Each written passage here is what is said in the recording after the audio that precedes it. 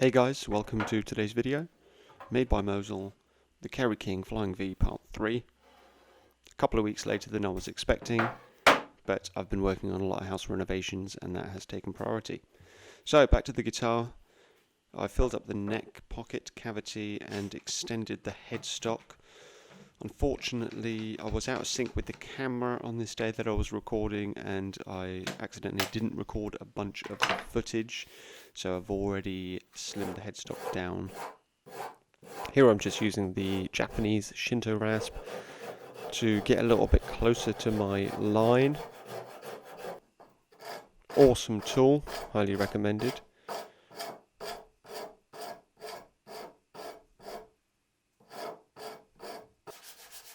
And then just on a hard block to make sure that my lines are straight, and just a very, very slight round over on the headstock.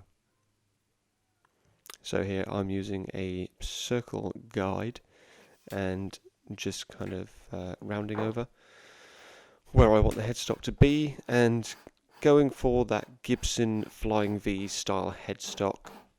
Much nicer than the BC Rich, what I call a bull bag headstock shape.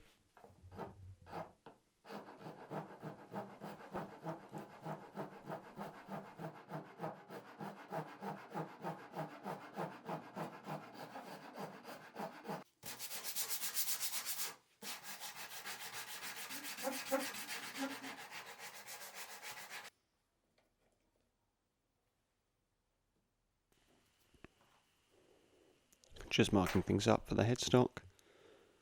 Do let me know in the comments down below if you prefer the videos with a voiceover or not.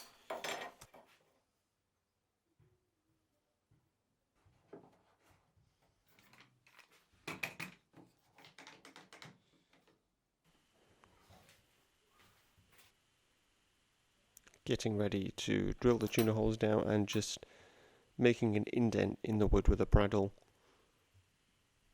This helps guide the drill bit, but I will say right now, I am not in any way, shape or formed trained in guitar building or any type of carpentry.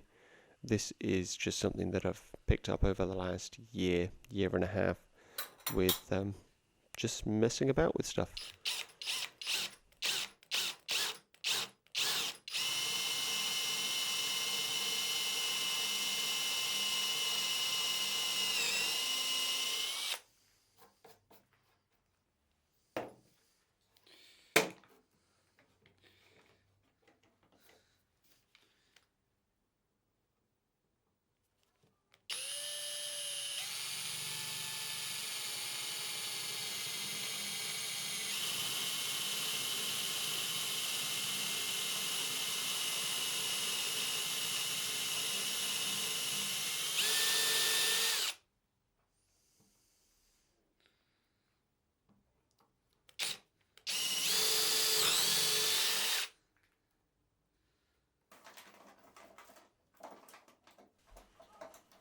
You can definitely hear some children screaming in the background, the neighbours' children playing in the street.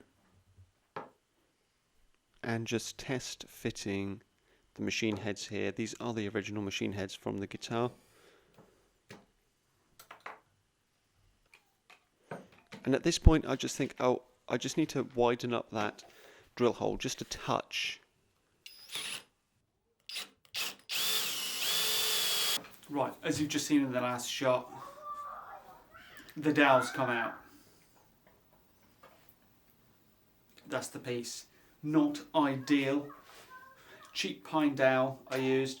It's held alright on this side here for the G string, but for the D, it's going to cause a bit of a problem. Anyways, Wednesday, this guitar was basically supposed to be done by now, and I haven't even shot any paint or clear coat, which I've never done before.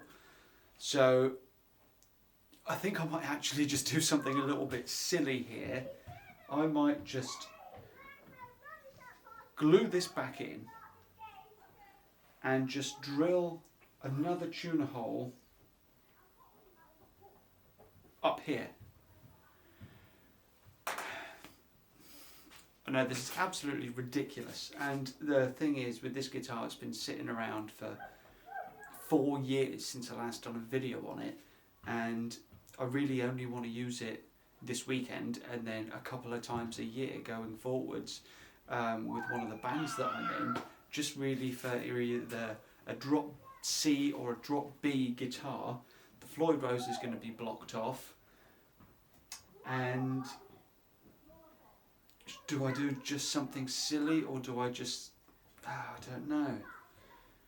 It's a bit of a tough situation. I mean, the other thing is I could just super glue this in right now, and but the thing is I'm going to paint it, and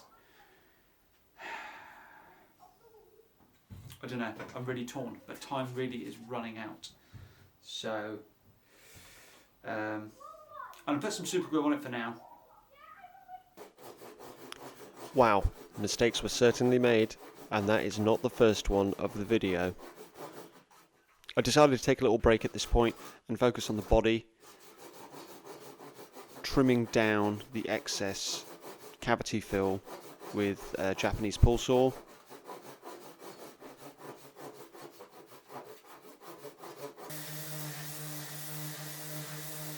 And just flattening everything out with the orbital sander, getting everything nice and flush.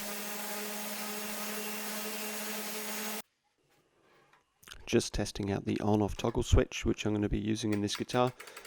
I'm not planning on having any volume or tone knobs at all, just an on-off kill switch and then a direct out. And from filling in the neck pickup cavity, I knew that it wasn't perfect, so a bit of wood filler. I'm not really overly fussed about this. Like I said earlier, this is just going to be a guitar which is used a few times a year for this band, New Kids on the Block. And yeah, just filling in all the little screw holes and all that kind of stuff there. Things that I know that I'm not going to need in this guitar. It's just going to be a very, very basic bridge pickup Floyd Rose. Things aren't really going right here at all, and I can feel that I'm going to have to redo all of these things at a later date, but that's not what I'm going to do now.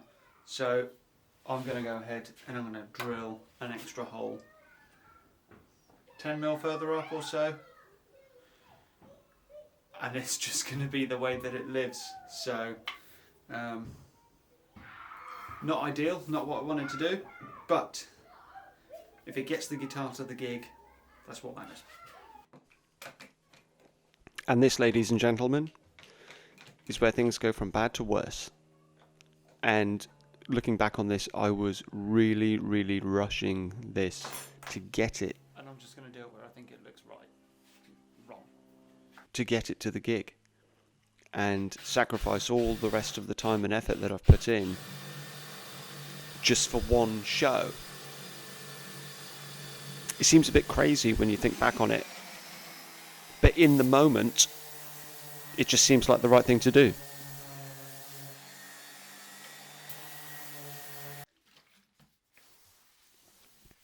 Moving on a little bit here, I have finished sanded the entire neck with up to 400 grit, wiped it down with some acetone, and now masking off the entire fretboard, ready to shoot the first white base coat. Never done any kind of spray painting like this before, with a real compressor and a paint gun and special paints and all those kind of things, so really looking forward to using that. And never masked off a fretboard like this, which was also really satisfying. So highly recommended to give it a go. I used the ruler once there and it just tore straight into the tape, so I just went back to the old fingers and thumbs, and that seemed to work really well. And I got this vinyl fine line tape, and this was really satisfying to apply, just leaving about 0.5 millimeter.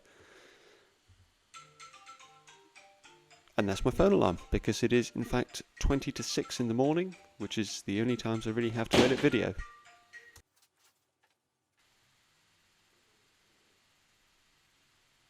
So I have big plans for the paint scheme on this guitar, which is something I've seen on Instagram, and I just thought it would be really cool to give it a go.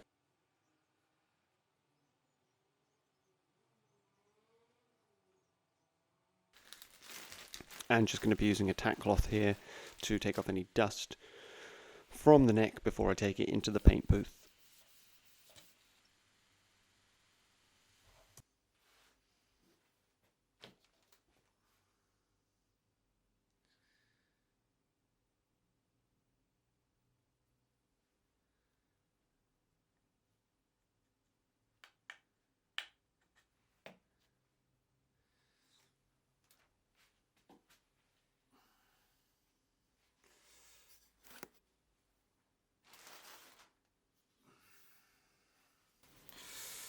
So in that whole shot, just masked off the entire fretboard, ready to use the tack cloth and then to shoot white base coat. And the top of the headstock has just ripped off